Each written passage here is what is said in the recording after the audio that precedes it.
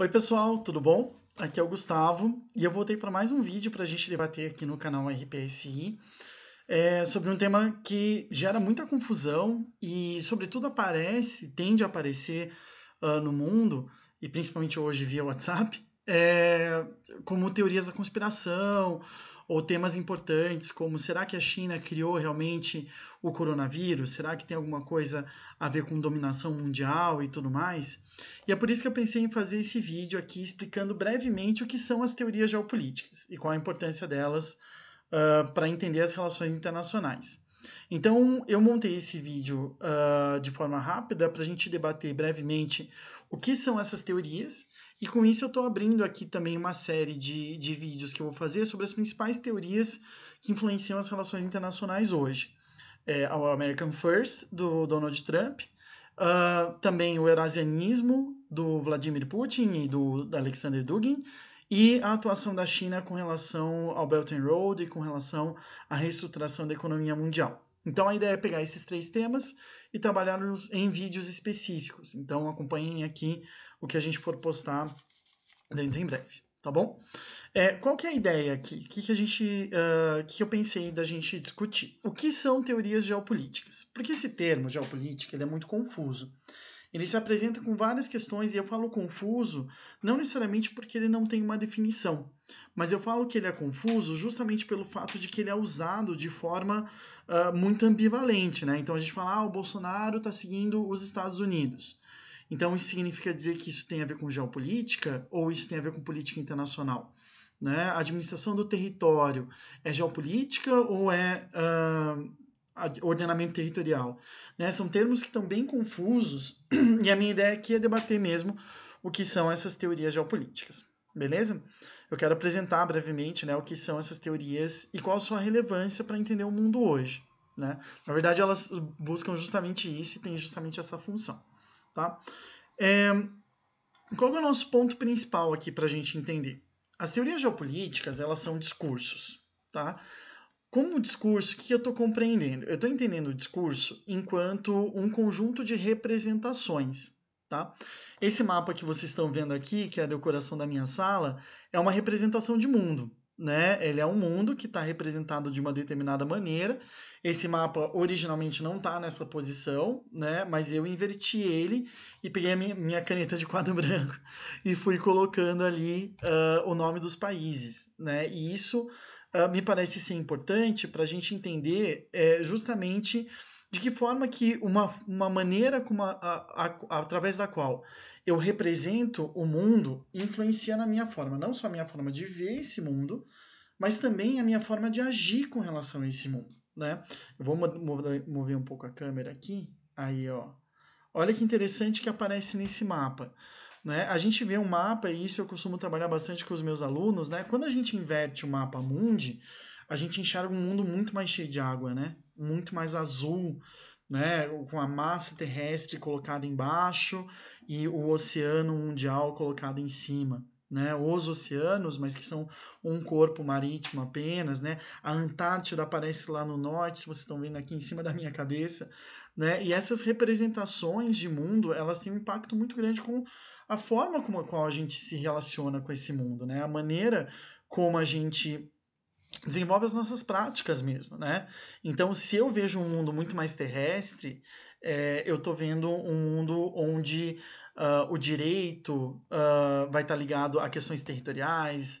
Eu vejo um mundo mais sedentarizado, por exemplo, ou eu vejo um mundo mais marítimo, que na nossa imaginação é um mundo mais móvel, mais instável, né? Ecoando aqui um pouco da discussão do Carl Schmitt sobre a relação entre terra e mar, né, que é também uma representação do mundo. Então, quando a gente olha para essas representações e a gente vê esses discursos, a gente está vendo formas de representar o mundo.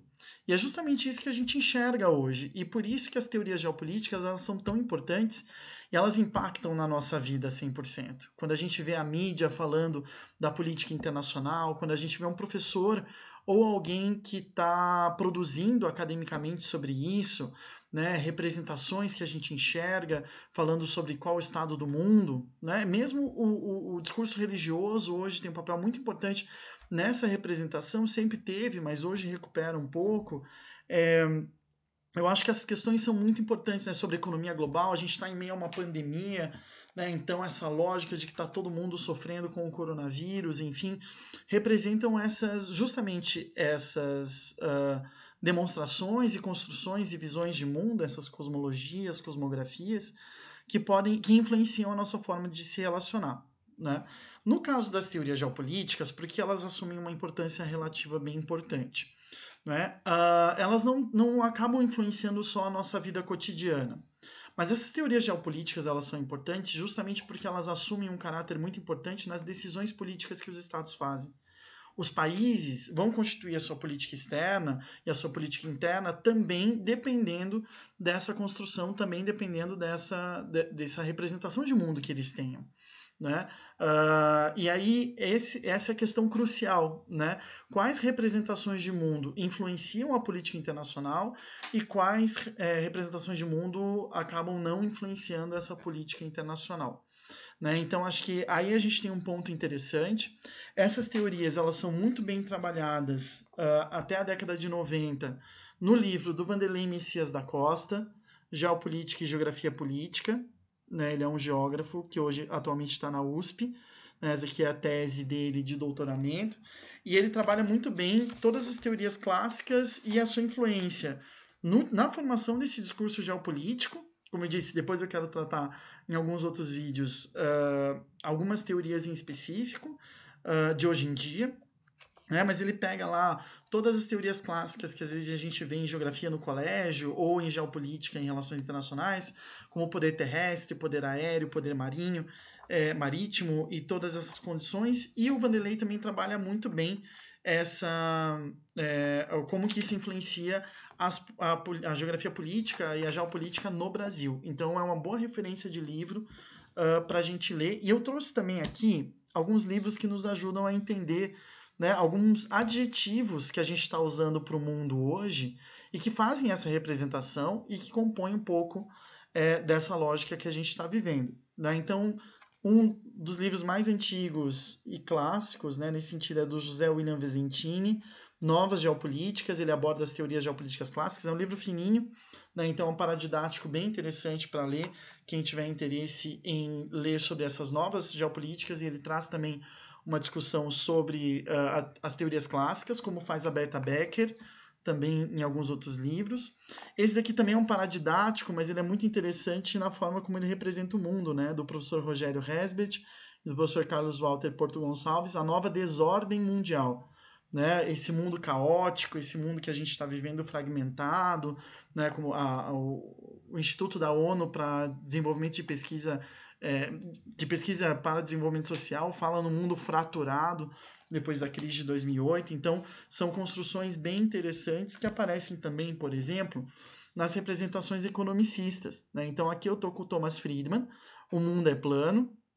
Esse é um livro de 2005, né, em que ele fala que a globalização tornaria o mundo plano. Né?